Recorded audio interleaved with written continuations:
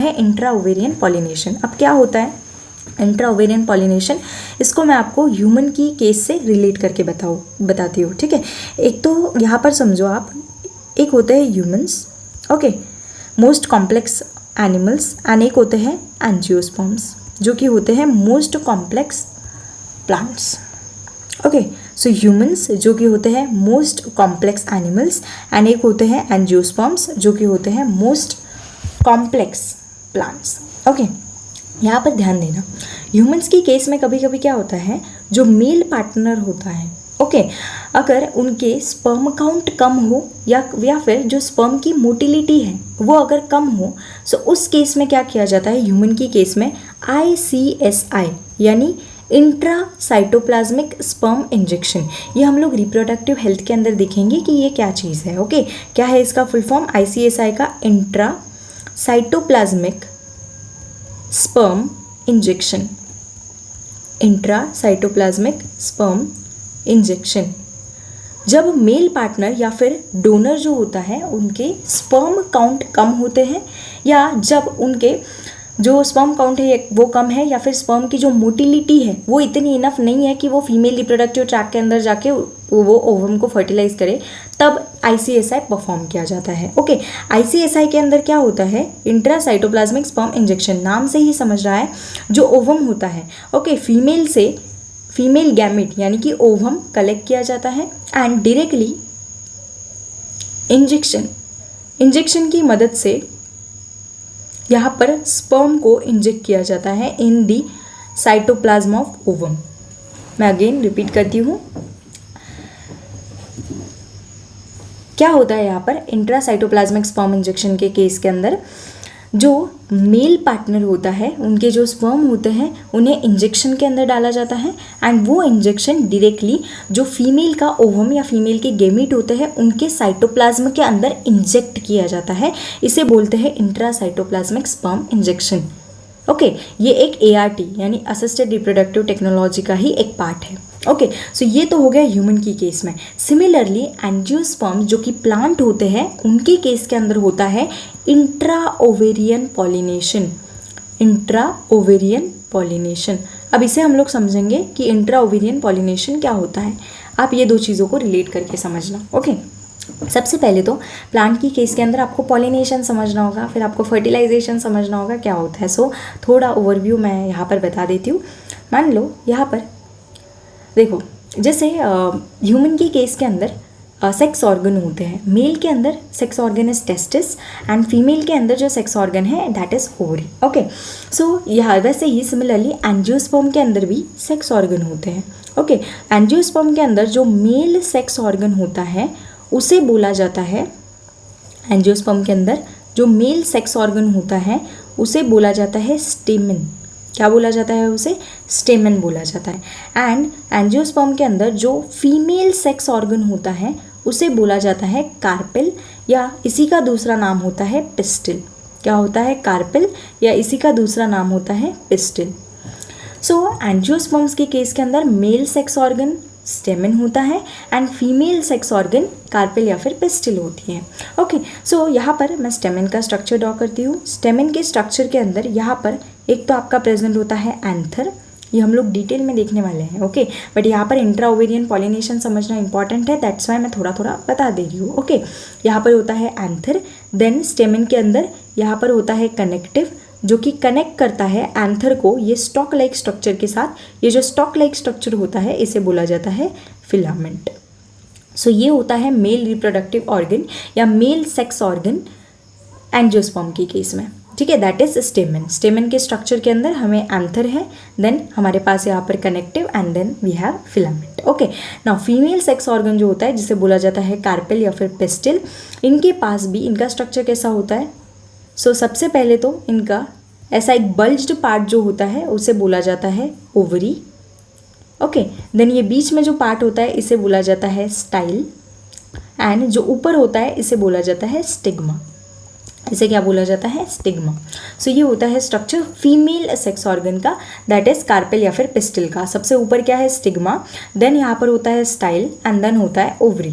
अब क्या होता है यहाँ पर जो मेल सेक्स ऑर्गन है दैट इज स्टेमिन, उसमें जो एंथर होता है वो एंथर पॉलन ग्रेन को प्रोड्यूस करता है।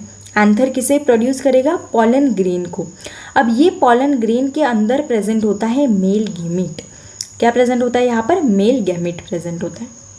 Okay, similarly female sex organ जो होता है उनके अंदर जो ओवरी होती है उस ओवरी के अंदर ओव्यूल होता है। फीमेल सेक्स ऑर्गन के मतलब कार्पेल के ओवरी के अंदर ओव्यूल होता है। उस ओव्यूल के अंदर एम्ब्रियो सैक होता है। ओव्यूल के अंदर क्या होता है? Embryo sac.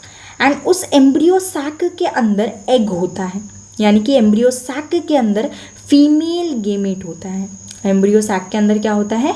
Female gamete. क्या होगा? फीमेल गैमेट यहाँ पर एग होगा, एंड यहाँ पर क्या होगा? मेल गैमेट स्पर्म ही होगा। ओके, अगेन बता रही हूँ, एंजियोस्पर्म्स के अंदर मेल सेक्स ऑर्गन जो होता है वो होता है stamen, and female sex organ जो होता है वो होता है कार्पेल या फिर पिस्टिल। अब मेल सेक्स ऑर्गन जो होता है स्टेमिन, उसके अंदर एंथर, कनेक्टिव एंड फिलामेंट, ये 3 स्ट्रक्चर्स होते हैं। इसके अंदर जो एंथर होता है वो पॉलन ग्रेन को प्रोड्यूस करता है। ये पॉलन ग्रेन के अंदर मेल गैमीट प्रेजेंट होता है। ये मेल गैमीट होता है स्पर्म। ओके, वैसे ही फीमेल सेक्स ऑर्गन होता है कार्पेल या पिस्टिल। उसके अंदर, उसके स्ट्रक्चर के अंदर stigma, style and ovary present होता है।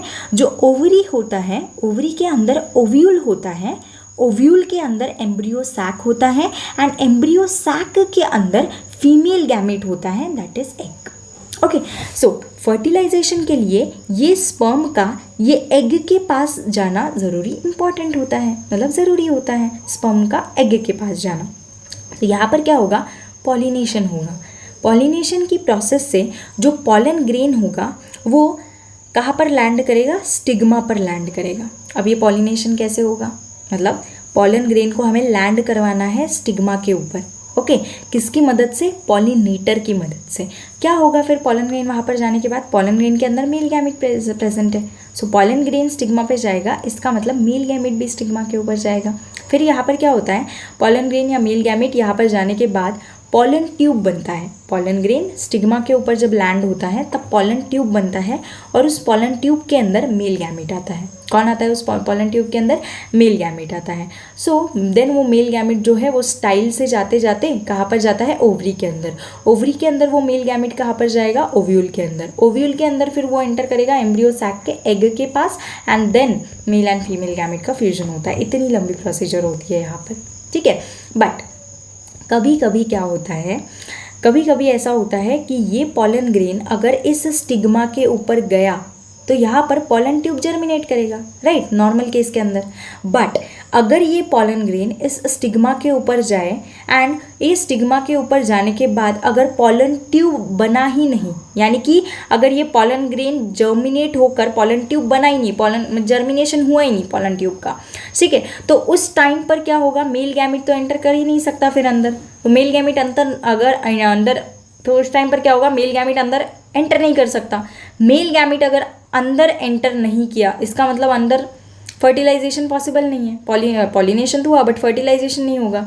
ये किसकी वजह से होता है? कुछ सेल्फ इनकॉम्पैटिबिलिटी या फिर सेल्फ स्टेरिलिटी के केसेस होते हैं। सो यहाँ पर तो फर्टिलाइजेशन होगा ही नहीं फिर। सो ये फर्टिलाइजेशन करवाने के लिए इंट्रा ओवेरियन पॉलिनेशन किया जाता है। यानी इस केस के अंदर क्या किया जाता है? जो पॉलन ग्रेन है उसको डायरेक्टली ओवरी के अंदर डाला जाता है। प्रॉब्लम कहाँ पर आई? पॉलन ग्रेन स्टिग्मा पर लैंड हुई, राइट, बट स्टिग्मा पर लैंड होने के बाद पॉलन ट्यूब जर्मिनेशन नहीं हुआ वहाँ पर, उसकी वजह से फर्टिलाइजेशन नहीं हुआ। सो बट ये तो गलत चीज़ है, फर्टिलाइजेशन तो करवाना है हमें, ठीक है। तो उसके लिए हमें क्या करना होगा? ये जो पॉलन ग्रेन होगी, ये पॉलन ग्रेन को हमें डायरेक्टली यहाँ पर ओवरी के अंदर इंजेक्ट करना होगा। अगर ये पॉलन ग्रेन डायरेक्टली ओवरी के अंदर अगर इंजेक्ट की, यानी मेल गैमेट डायरेक्टली कहाँ पर चला गया? ओवरी के अंदर। ओवरी से डायरेक्टली हमारी एम्ब्रियो सैक के अंदर ओव्यूल के थ्रू, ठीक है। सो समझ रहे हो यहाँ पर क्या होगा? यहाँ पर फर्टिलाइजेशन होगा। ओके, मतलब पहले पॉसिबल नहीं था सेल्फ इनकॉम्पैटिबिलिटी या स्टेरिलिटी की केस की वजह से, बट हमने वो पॉसिबल करवाया।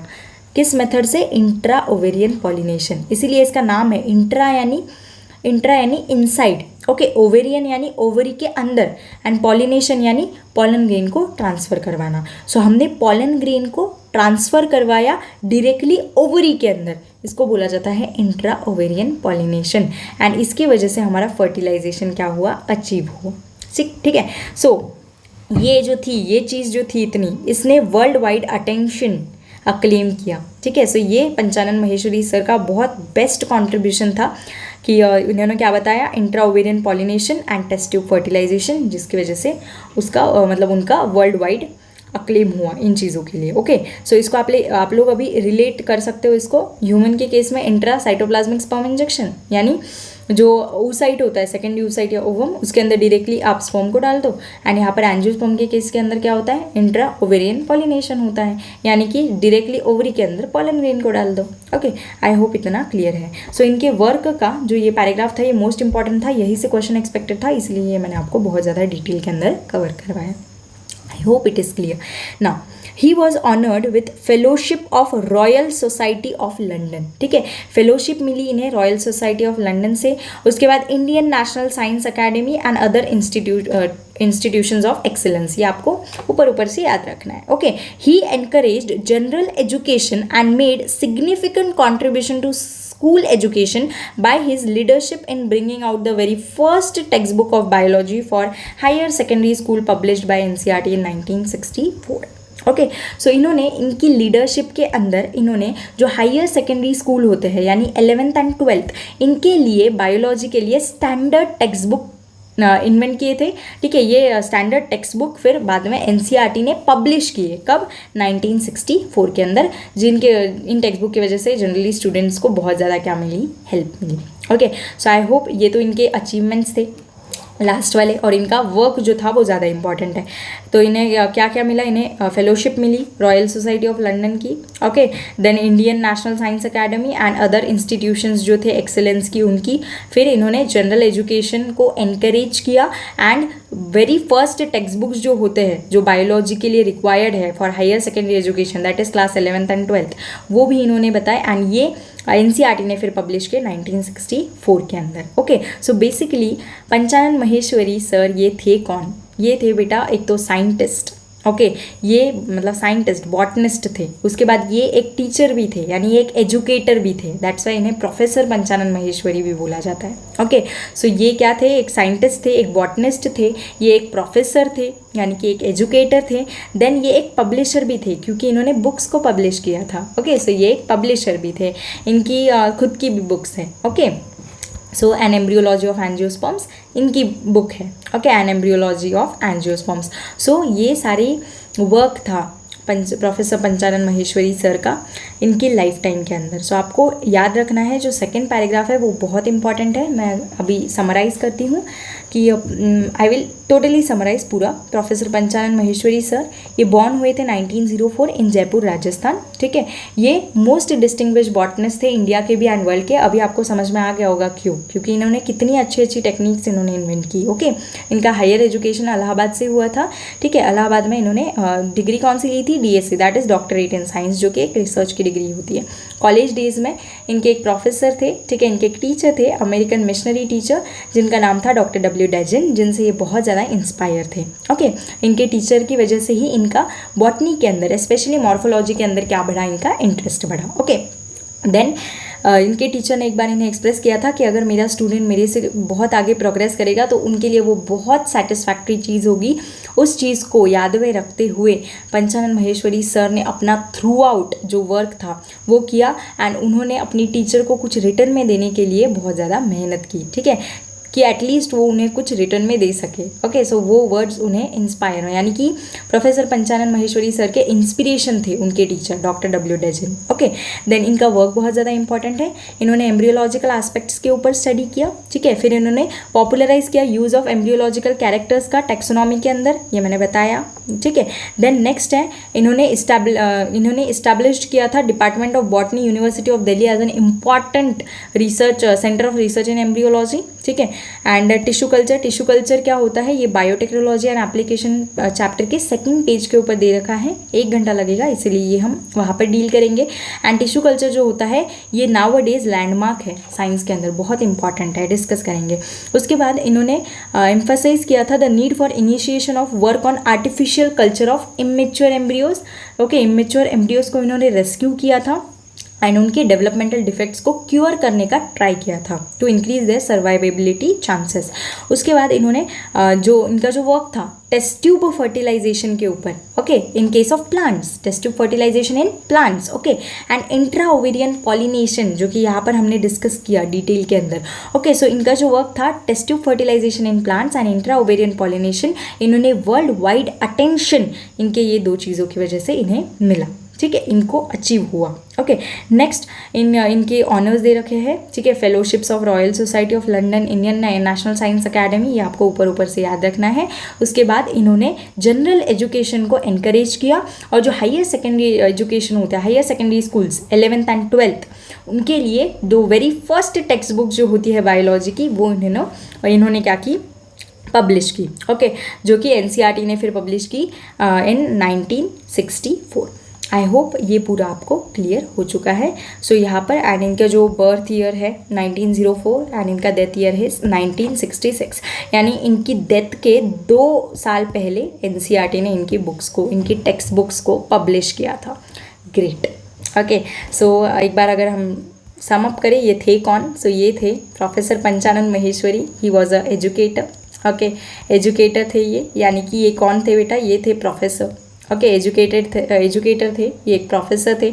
उसके बाद ये एक मोस्ट डिस्टिंग्विश्ड बॉटनिस्ट थे, साइंटिस्ट थे ये, ठीक है, सबसे अच्छे एंड मोस्ट डिस्टिंग्विश्ड, सबसे अलग साइंटिस्ट थे इंडिया के एंड वर्ल्ड के। उसके बाद ये एक पब्लिशर थे, इन्होंने अपनी खुद की बुक भी पब्लिश की थी। ओके, एंड इनका जो वर्क था ये कहीं ना कहीं ज़्यादा एम्ब्रियोलॉजी से रिलेटेड है, ठीक है, यानी कि एम्ब्रियोलॉजी की फील्ड के अंदर इन्होंने ज़्यादा वर्क किया एंड प्लांट एम्ब्रियोलॉजी की। Okay, plant embryology, of course botanist थे तो plant embryology. So I hope ये आपको क्लियर है, ठीक है, इतना ही आपको याद रखना है। एंड बस इनके कॉन्ट्रीब्यूशंस के लिए thank you so much, I am telling him thank you. Okay, you should be also grateful to him. Just आपको क्या करना है, ये अच्छे से पढ़ना है। एंड ज़्यादा हॉट टॉपिक क्या है, ज़्यादा हॉट टॉपिक ये 2nd पैराग्राफ है, 2nd पैराग्राफ आपको यहाँ पर डिटेल में आना चाहिए। Thank you so much for listening, until then bye bye.